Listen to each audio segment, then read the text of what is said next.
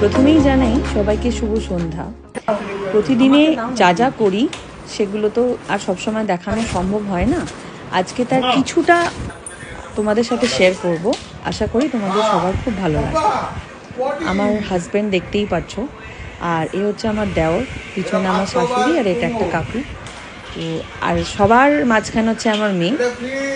তো ওরা একটা, আমার শাশুড়ি আজকে হঠাৎ করে একটা ডল হাউস খুঁজে পেয়েছে, ওর বার্থডে ছিল লাস্ট ইয়ার, তো সেখান থেকে একটা ডল হাউস পেয়েছে। তো ওইটা আমি বললাম যে ওকে একটু অ্যাসেম্বল করে দিতে।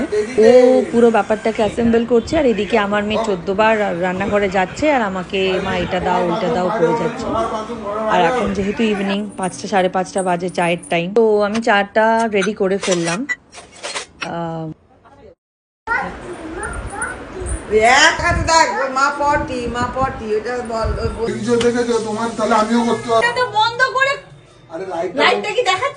একটা বায়না থাকে ছোটবেলার, যে একটু ইভিনিং হলে ও আমাদের সাথে বেরোবে। সো এই যে জামা কাপড় বার করে ফেলেছি, রেডিও হয়ে গেছি। তো এবারে মেয়েকে রেডি করার পালা।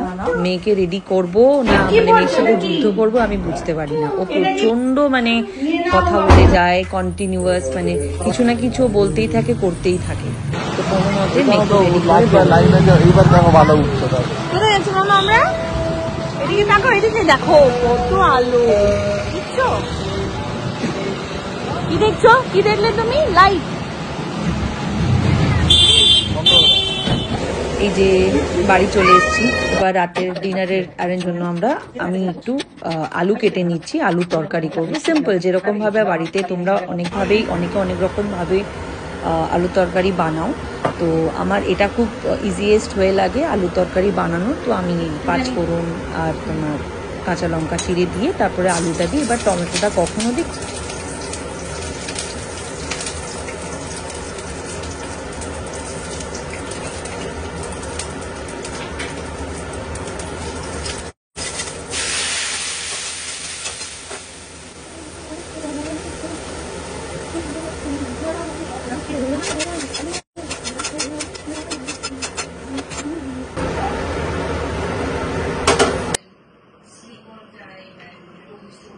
কথা বলতে বলতে আমার একটা বোন এসছে, আর তার ছেলে, এটা ভীষণ দুষ্টু, মানে 2 ভাই বোন। মানে আমার মেয়ে হচ্ছে বড়, ও 3 মাস আগে হয়েছে, আর ও হচ্ছে 3 মাস পরে ছোট।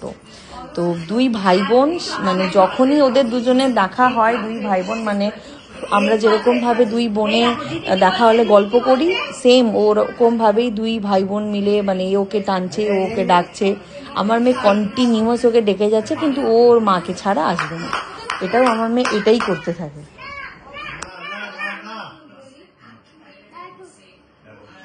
দাদু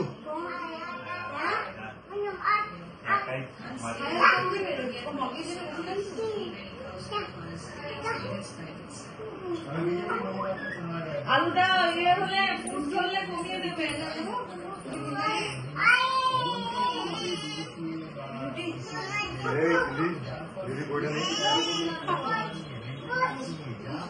এই যে অন্ত গুরুবার আইছে কাঁদি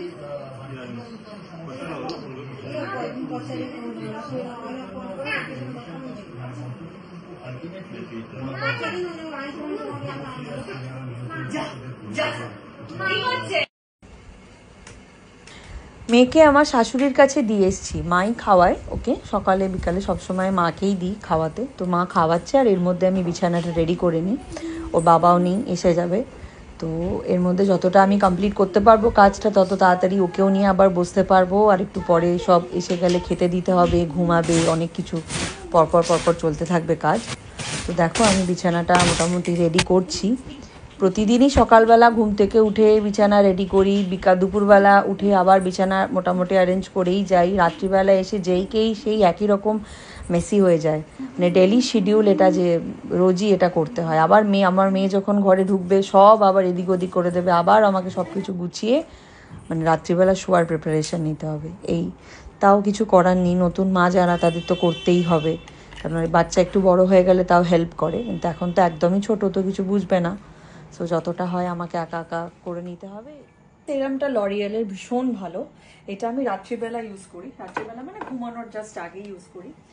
বাট ব্যাপারটা হলো, টোনার আমি অনেক ইউজ করেছি, অনেকগুলো ব্র্যান্ডেড টোনার ইউজ করেছি, কিন্তু রিসেন্টলি আমার এই টোনারটা খুব খুব ভালো লেগেছে, মানে খুব ভীষণ রিল্যাক্সিং একটা এফেক্ট দেয়। আমি আমার হেয়ারটা এবার একটু টাই আপ করে নিই। রাত্রিবেলা জেনারেলি আমি চুল খোলা রাখি না, রাত্রিবেলা আমি করে দিই। আর প্রেগনেন্সির পরে আমার প্রচুর পরিমাণে হেয়ার ফল হচ্ছে। আমি জানি না রিজনটা কি, প্রচুর। সেই জন্য আমি একজন সাজেস্ট করেছিল এই অ্যালপসের এই রোজমেরি ওয়াটারটা, এটা ইউজ করি। এটা একটু ইউজ করে ড্রাই করতে হয় হেয়ারটাকে, তারপরে আমি আবার টাই আপ করে নিই। হালকা হাতে একটু মাসাজ করে নিচ্ছি।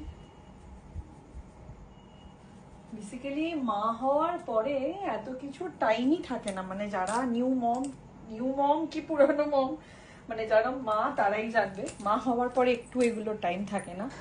চলো তাহলে আজকে এইটুকুই, আবার নেক্সট ব্লগে দেখা হবে। নেক্সট ব্লগে ইনার সাথেও দেখা করাবো, ইনি আমাদের বাড়ির আরেক সদস্য। ভিডিওটা ভালো লাগলে লাইক, শেয়ার অ্যান্ড সাবস্ক্রাইব করো।